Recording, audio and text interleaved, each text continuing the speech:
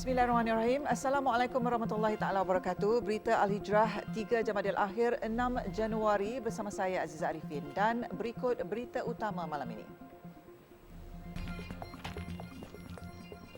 Bah di Pahang ada yang belum reda.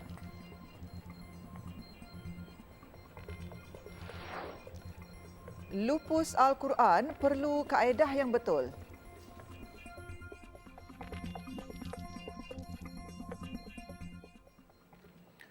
Gelombang pertama banjir yang melanda Pahang sejak 19 Disember lalu masih belum reda.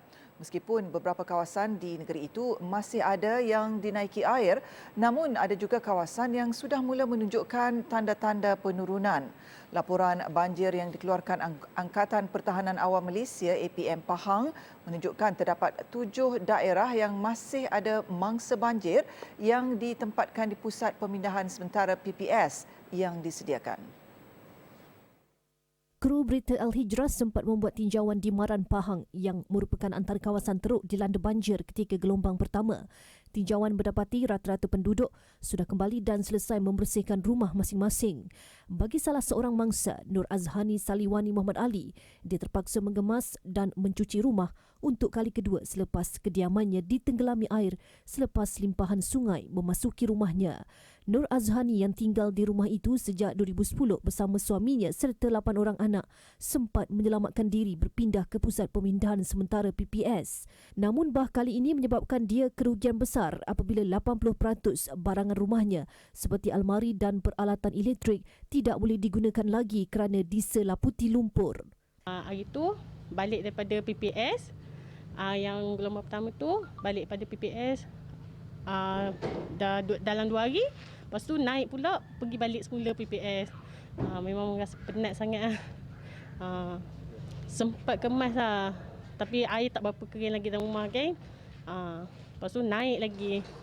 Tu rasa macam tak boleh nak kata apa lah. Memang penat sangat. Sementara itu, Pengerusi Jawatan Kuasa Kemajuan dan Kemakmuran Kampung JKKK Kampung Berkat Muhammad Razwan Muhammad Amin berkata pihaknya bersyukur ada NGO yang mengurangkan beban mangsa dalam membersihkan rumah. Tambahnya, keadaan ketika ini dilihat semakin pulih, namun penduduk diminta bersedia dan harus dalam keadaan berjaga-jaga. Dua hari saja selepas pada gelombang pertama, mereka ini telah dipindahkan untuk gelombang kedua pula. Dan insyaAllah, dan saya harap tidak adalah apa ni bencana lagi selepas ini, memandangkan cuaca pun dah nampak macam cerah, dah okey. Harap-harap kami di sini tidak terlibat lagi lah. Mudah-mudahan macam itulah hendaknya. Jelas beliau, penduduk dari Kampung Berkat, Kampung Baru Sungai Ceding dan Taman Sri Cedung terus diingatkan supaya segera berpindah sekiranya paras sungai di kawasan berkenaan menunjukkan tren peningkatan. Al-Quran yang tidak boleh digunakan lagi akibat banjir harus dilupuskan dengan cara yang betul, terpelihara dan dirahmati. Mufti Wilayah Persekutuan Datuk Dr. Luqman Abdullah berpandangan proses pelupusan kitab suci itu sewajarnya diberi kepada pihak yang profesional agar lebih terjamin dari segi keselamatan serta kemuliaan kitab suci itu sendiri. Kita perlu fahami kedudukan Al-Quran itu sendiri sebagai kitab suci kepada umat Islam, dan ia perlu dihormati dalam semua keadaan. Dan apabila berlaku sesuatu yang menyebabkan Quran itu rosak, maka ada kaedah untuk melupuskannya, iaitu dengan cara membakarnya, dan kemudian abunya itu perlu dihanyutkan di sungai yang mengalir ataupun ditanam di kawasan bumi yang suci, yang bersih. Jelasnya kaedah tersebut dapat menjamin kesucian Al-Quran daripada dipijak atau terdedah kepada perkara yang dapat mencemarkannya walaupun sudah dilupuskan. Tambah Datuk Dr. Luqman, kaedah tersebut bukan perkara baharu. Sebaliknya, ia telah diamalkan dan diambil dari kisah para sahabat Nabi Muhammad SAW. Dan apa yang berlaku dalam peristiwa Sayyidina Osman sebagai contoh apabila beliau telah mengarahkan para sahabat yang lain supaya membakar mushaf yang tak digunakan. Dan mereka dia arahkan dibakar, dan dengan cara membakar itu maka dia dapat memastikan kesucian Al-Quran itu tetap terjamin. Justeru beliau menyarankan agar rakyat yang terjejas banjir boleh menyerahkan naskah-naskah Al-Quran yang rosak ataupun mana-mana pihak yang melupuskan Al-Quran boleh merujuk kepada pihak yang lebih arif demi menjaga kesucian kitab suci itu. Dalam pada itu, kru berita Al-Hijrah meninjau pusat pelupusan Al-Quran Darul Kalam yang terletak di Raudatul Sakinah, Kuala Lumpur bagi menyaksikan sendiri proses sebenar pelupusan Quran. Menurut pegawai bertugas, lebih 10,000 kilogram Al-Quran yang telah rosak akibat banjir baru-baru ini dihantar untuk dilupuskan. Al-Quran yang diterima bukan sahaja daripada kawasan banjir di Kuala Lumpur dan Selangor, malah turut diterima daripada mangsa banjir di Mentakap Pahang. Sebelum proses membakar, petugas yang terdiri daripada 15 sukarelawan perlu mengeringkan setiap helaian Al-Quran yang diterima. Malah ada juga petugas yang memeriksa dan mengasingkan ayat suci Al-Quran dengan buku-buku agama lain agar tidak bercampur.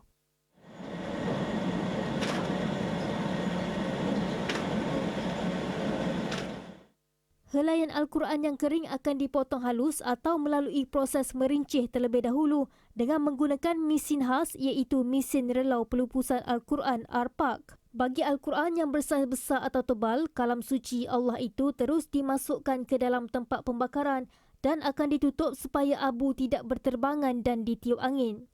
Bagi proses terakhir, abu-abu tersebut akan terus disalurkan ke dalam telaga khas untuk disimpan. Kawasan telaga juga dijaga rapi dengan papan tanda yang mengingatkan untuk tidak memijak atau melangkah kawasan tersebut. Bagi abu Al-Quran yang dilupuskan akibat banjir ini, pihak Darul Kalam akan menenggelamkannya di laut kerana kuantiti abu yang terlalu banyak. Ini adalah sebahagian daripada ayat suci Al-Quran yang diterima di Darul Kalam Kuala Lumpur oleh bangsa-bangsa banjir sendiri. Dan kalau anda boleh lihat, ayat-ayat suci ini harus dikeringkan terlebih dahulu agar proses pembakaran dapat dilakukan dengan lebih sempurna. Dan selepas itu, abu-abu itu akan ditanam ataupun dialirkan ke dalam laut. Hanisa Hasanuddin, Berita Al-Hijrah.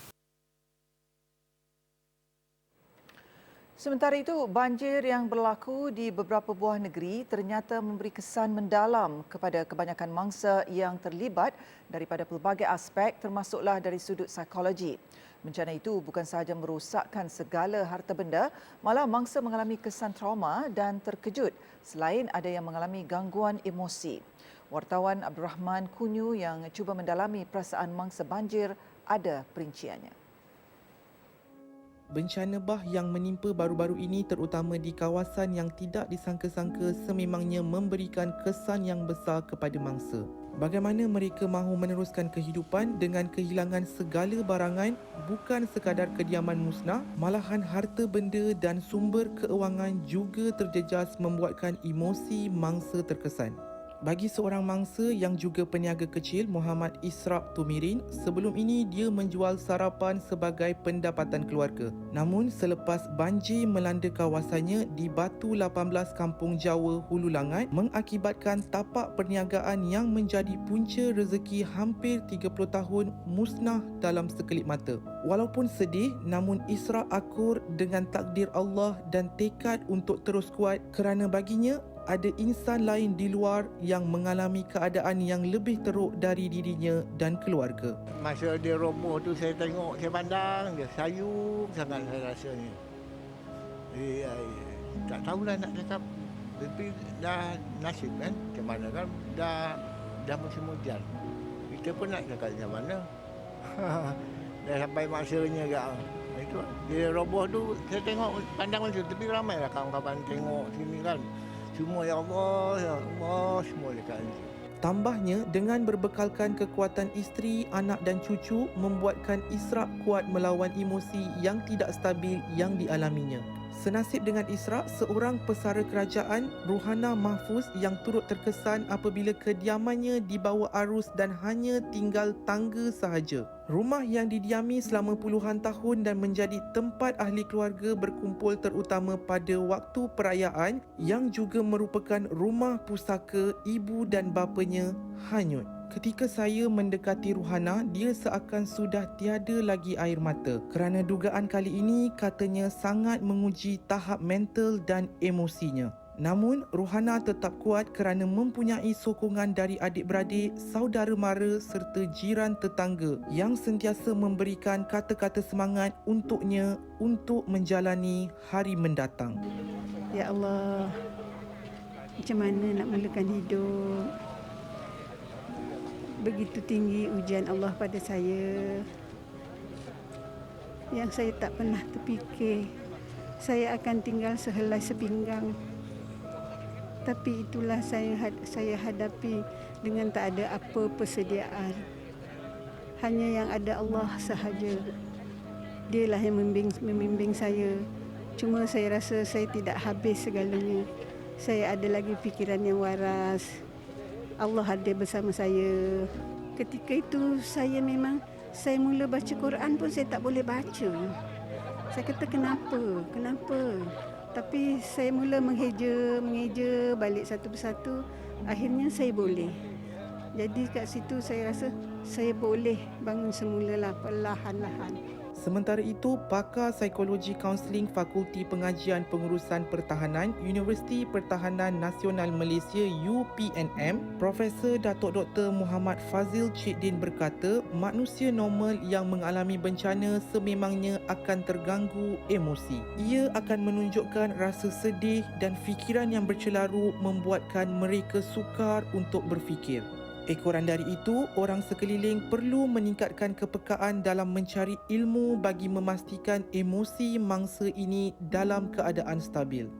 Kalau dapat, yang paling baik adalah untuk kita berkongsi dengan orang yang lain. Sebab apa? Sebab pada ketika ini fokus adalah kepada diri kita terlalu dalam. Hanya orang luar saja yang akan dapat melihat kesedihan kita. Cuma dalam konteks ini, antara diri dengan orang luar tu bagaimana kita nak wujudkan satu engagement, satu hubungan. Di sinilah kita kena bersedia untuk nak berkongsi. Kita pergi mencari orang kerana bantuan ada dekat luar sana. Tambah beliau, perasaan sedih itu wajar tetapi tidak perlu berpanjangan dan mangsa perlulah sentiasa berfikir ke hadapan dan elakkan menyendiri untuk membendung perasaan negatif. Keadaan emosi yang lemah menjurus kepada fizikal yang tidak sihat dan mampu mengganggu kehidupan seharian. Selain terkesan dari sudut wang ringgit, mangsa banjir ini juga terkesan dari sudut emosi mereka. Justru orang-orang sekeliling perlu memainkan peranan yang penting dalam memberi sokongan, dorongan dan motivasi kepada mangsa banjir ini. Perkara ini nampak ringan untuk kita tetapi sangat berharga buat mangsa banjir ini. Abdul Rahman Kunyo, Berita Al-Hijrah.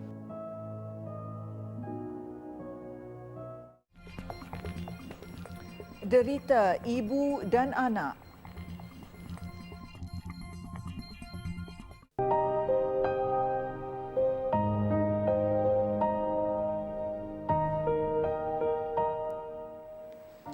Alhamdulillah bertemu kembali.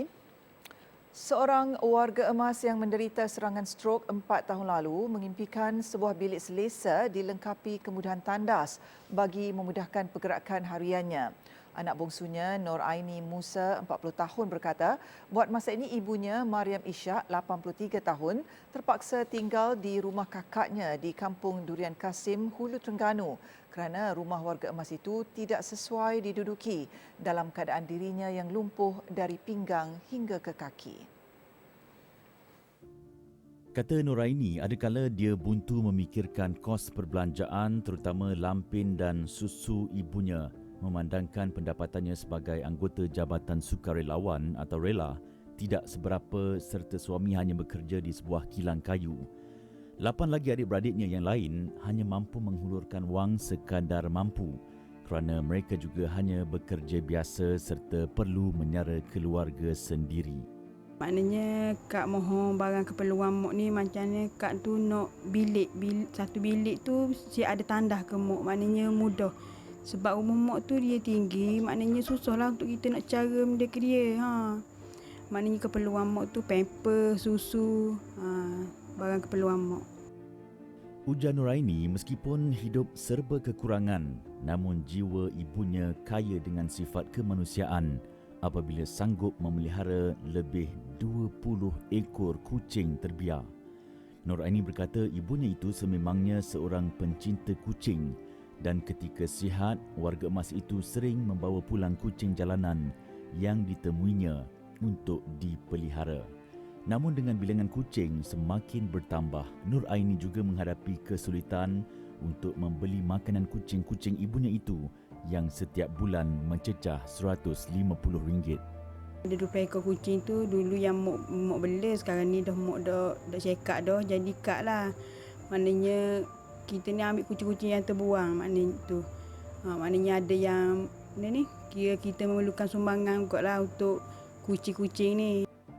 Bagi mereka yang ingin membantu, bolehlah menyumbang ke akaun Bank Simpanan Nasional BSN milik Nur Aini Musa yang tertera atau hubungi talian 017 299 0612 untuk sebarang pertanyaan.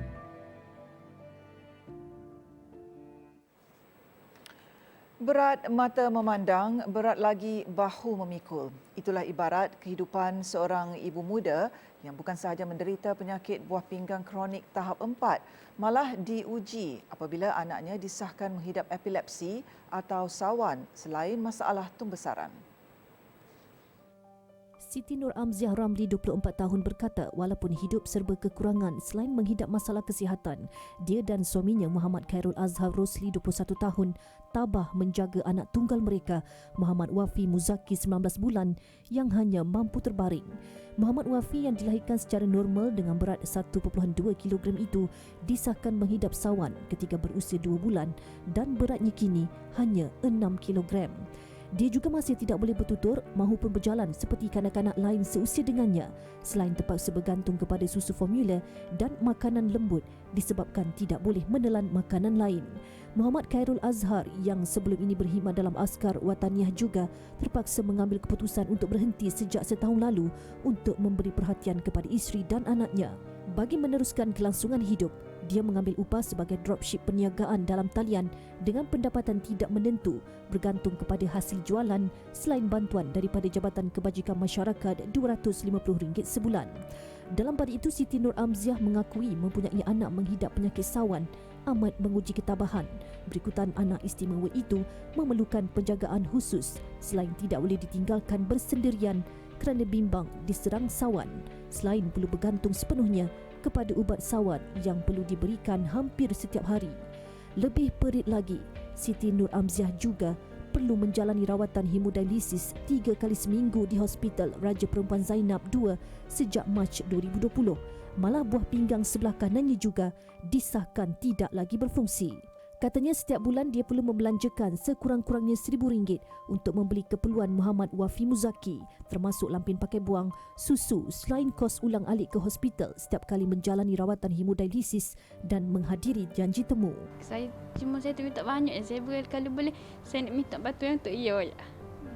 Macam boleh ringat ke beban dia, susu pepper dia gitu je. Saya tak perlu pun, saya tak apa, asalkan dia je. Gitu je saya minta.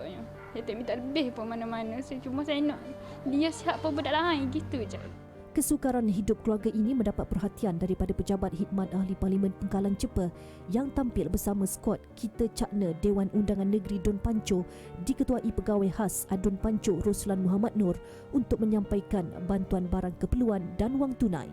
InsyaAllah pihak Don dan juga pihak Parlimen insyaAllah akan mengambil tanggungjawablah untuk bersama-sama kita melihat apa yang dapat kita bantu program tersebut, dan kita akan usahakan apa-apa bantuan yang akan dapat kita salurkan kepada mereka insya-Allah. Orang ramai yang ingin membantu keluarga ini boleh salurkan sumbangan menerusi akaun Bank Islam bernombor 030180216767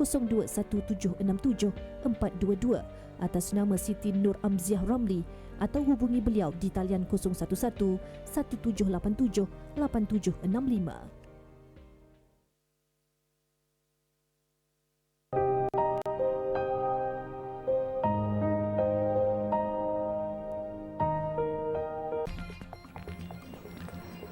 Dos penggalak tidak perlu tunggu 3 jam.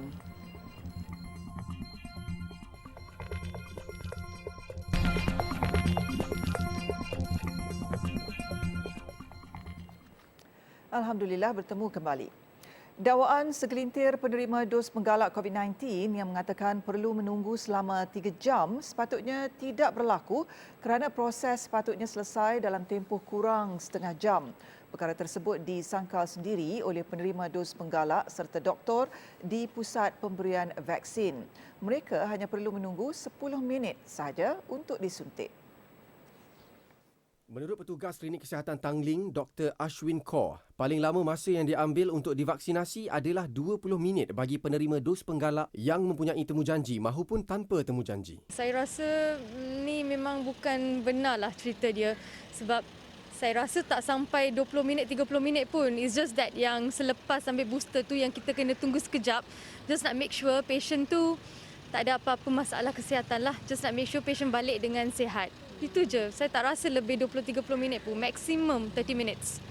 Tempoh 20 hingga 30 minit adalah untuk sesi pemerhatian jika penerima mempunyai kesan sampingan seperti ketika menerima dos pertama dan kedua.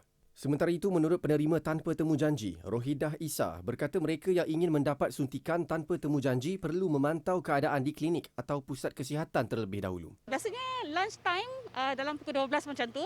So kalau dah walk in pun pagi ataupun after lunch. Saya tak pastilah, mungkin ada yang certain kadang-kadang terlalu ramai sangat. Mungkin diorang terpaksa tunggu sebab banyak sangat ramai pun tak boleh juga kan. So kena queue jugalah, kena tengok berapa ramai. Dalam pada itu, seorang warga emas bimbang dengan sikap sesetengah pihak yang enggan mendapatkan dos ketiga walaupun varian Omicron semakin menular. Sebenarnya booster ni perlulah untuk untuk keselamatan kita lah, untuk safety kan, kita pun senang nak bergerak ke mana-mana. Setakat Ahad, Malaysia merekodkan sebanyak 64 kes Omicron. Justru pengambilan dos penggalak perlu diambil segera selari dengan saranan Pertubuhan Kesihatan Sedunia WHO. Kajian di Denmark mendapati COVID-19 varian Omicron lebih berupaya menangkis imuniti individu yang divaksin berbanding Delta, sekaligus menjelaskan kenapa ia merebak dengan lebih pantas. Ini adalah hasil kajian penyelidik statistik Denmark, Institut Serum Statens SSI dan Universiti Copenhagen membabitkan hampir 12,000 isi rumah di Denmark pada pertengahan Disember dalam kalangan warga negara itu yang sudah divaksin. Hasil penemuannya, saintis mendapati keupayaan jangkitan Omicron adalah 2.7 hingga 3.7 kali ganda lebih tinggi berbanding varian Delta. Mereka berpendapat varian itu merebak dengan lebih cepat kerana ia lebih berupaya menangkis imuniti yang diperoleh daripada vaksin. Pada masa sama, menurut penyelidik, kajian juga mendapati individu yang diberi dos penggalak kurang berisiko untuk menyebarkan virus tanpa mengira apa jenis varian berbanding mereka yang tidak divaksinasi. Sementara itu, pengarah teknikal SSI, Tyra Grove-Krause berkata, meskipun lebih mudah disebarkan, Omicron hanya menyebabkan gejala jangkitan kurang serius. Sejak penemuan Omicron pada November lalu, kumpulan saintis berusaha membuat kajian untuk mengetahui sama ada ia menyebabkan jangkitan kurang serius dan sebab varian itu lebih menular daripada Delta yang mendominasi sebelum ini. Virus dikesan lebih mudah berjangkit disebabkan beberapa faktor, antaranya tempoh ia bertahan di udara, keupayaannya untuk melekat pada sel atau menangkis sistem imun badan.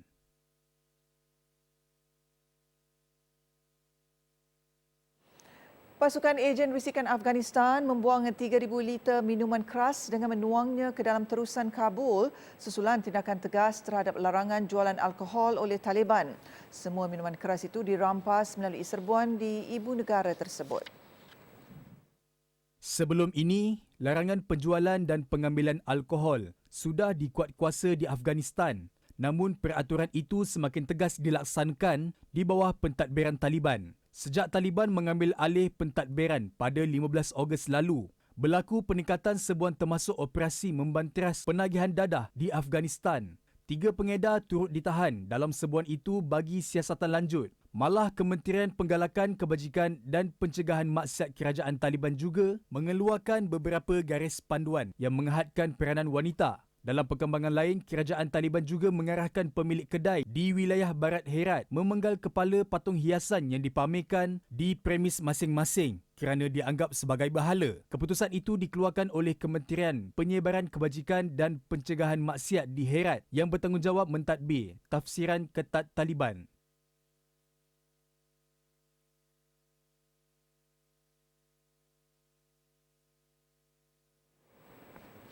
Sebelum berpisah, kita hayati kata-kata keluarga Malaysia. Kita mesti sama-sama memastikan kebajikan anak-anak yatim sentiasa terpelihara. Anak-anak yatim adalah anak istimewa keluarga Malaysia. Sekian berita Al-Hijrah malam ini. Jangan lupa layari alhijrahnews.com untuk lagi laporan-laporan menarik dan artikel eksklusif. Saya Aziza Arifin. Assalamualaikum warahmatullahi taala wabarakatuh dan selamat malam.